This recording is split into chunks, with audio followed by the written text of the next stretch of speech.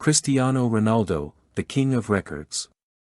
From on the pitch to outside of football, Super 7 has just set another record when his YouTube channel Cristiano achieved the fastest 50 million subscribers in history.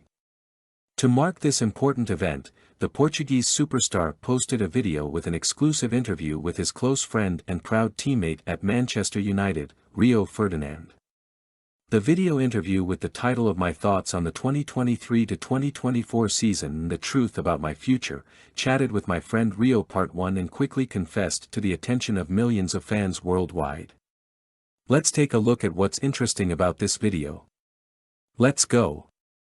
What is the most difficult thing about adjusting to life in Saudi?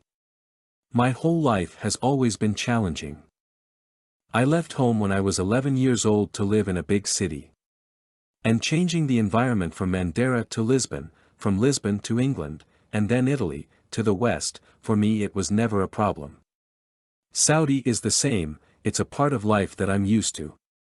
Some people can talk about religion or the weather, but no country is perfect. I was very adaptable and really loved this place. When he moved to Saudi, many criticized the quality of the league and life there. But I find that everything here has its own interestingness. I've been to places like the Red Sea that I consider a second home because it's really amazing. There are also places like Al Ula in the desert, which is a very spiritual place. You can feel the special energy from there, there is even snow in the mountains. All of this makes me and my family very happy to live here. Was there anything in Saudi that surprised you?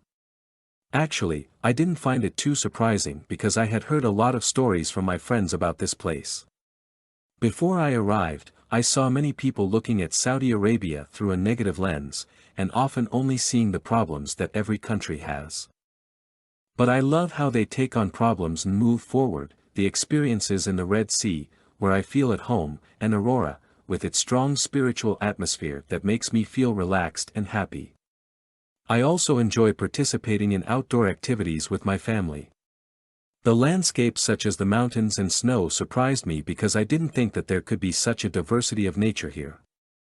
How do you see the tournament in Saudi being different from other tournaments? Every tournament is different, but what many people don't realize is how difficult it is here. Many people think that the Saudi tournament is not strong, but I assure you that it is very difficult, especially with extremely hot weather. This makes it much more challenging to maintain a high performance. The league here is constantly evolving and improving, and I'm proud to be a pioneer here, just like David Beckham did with MLS in the US. When I arrived, I knew there would be people following me, not only for financial reasons but also because the football culture was changing and evolving. Work. The first big star to come later, do you feel the pressure? Not at all. For me there is almost no pressure. The real pressure is that people who are living in war, without food, face gunfire every night. I left home at a young age and went through the most difficult moments very early. So for me, moving to a new league doesn't bring a sense of pressure. I always believe in my abilities, wherever I play. The only pressure is probably the expectations from yourself. I always wanted to perform at the highest level, but I was always confident that I could do it. When you left home at the age of 51, how did you feel? It was the biggest turning point of my life. It was difficult at that time, without my family by my side. And imagining an 11-year-old child having to leave his mother, father, brothers and sisters is indeed not easy. Mother. I always said that if I wanted to pursue my dreams, she would support me. Even though I knew it was difficult, I cried every day in the early months. But it was those tears that helped me grow up and be ready to face the challenges in the future. I am grateful to have experienced those moments, because it has made me so much stronger and more judgmental in the face of pressure in my career and life. What did you think about crying at Euro 2024 and the criticism that followed? It is easier for people to criticize than to understand. When you are passionate about what you do, emotions cannot be hidden. I cried not because I was afraid of being criticized or because of my personal ego, but because I put a lot of pressure on myself. I didn't cry because I was afraid that people would blame me if the island lost, but I knew I had missed a precious opportunity. But in those moments, you don't think about others but blame yourself. This pressure does not come from the outside, but from within ourselves. You know you can make it big. What do you think when people say why Cristiano always plays enough minutes and doesn't get replaced? Criticism will always exist, and I understand that. People forget that I have scored. I am always ready to take on the blame on the field. I never shy away, even if I fail, I am always ready to do it again next time.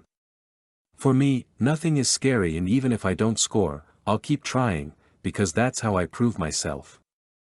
I know that I am the one who sets the standard for myself, and when I don't achieve, I will try harder. When you don't record, are you psychologically affected? To be honest, I always want to score, and when I don't do it, it feels like it's not as happy as when we don't win. However, I learned to quickly change my mood and focus on the next game. For me, every day is a chance to prove myself. I don't live in the past, but always focus on the present and what I can do better. You never know. In anticipation of what will happen, I always enjoy every moment on the court and in real life. Uncle. What do you think of Portugal's performance at Euro 2024 after having time to look back? Euro 2024 is not an easy tournament, and if we win the series throughout the debate, everyone will see it a lot differently.